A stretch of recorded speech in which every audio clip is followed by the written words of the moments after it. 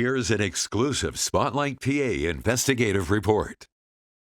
Pennsylvania voters may hold the key to the White House. Our critical swing state enters the 2024 election with the slimmest voter registration gap between Democrats and Republicans in decades. My name's Katie Meyer. I'm a government editor and reporter for Spotlight PA. Journalist Katie Meyer found the trend looking through the Department of State's voter registration records. There have been some really interesting shifts in the voter registration trends over the last several years. Those trends show a shrinking gap between the two biggest political parties. In 2009, 51% of the electorate were registered Democrats. Today, 44% are. The Commonwealth's Republicans, meanwhile, have had a slow and steady climb since 2009.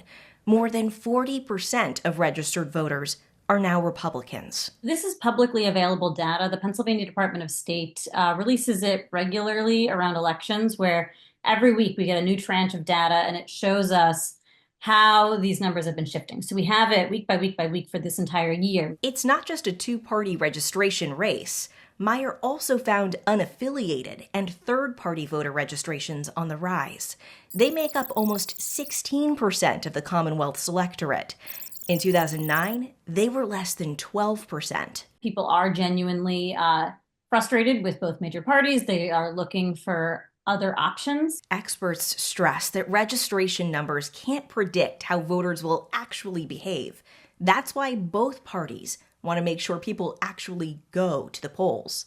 With Democrats focused on must-win cities like Philadelphia, both parties' registration drives are in full force through October 21st.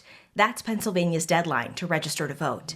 Until then, Meyer and the Spotlight PA team are keeping their eyes on fresh voter registrations. Independent voters are still extremely interesting. It's a growing number of voters in this Commonwealth, and they do seem to sort of be genuinely, some of them anyway, up for grabs. They're convincible.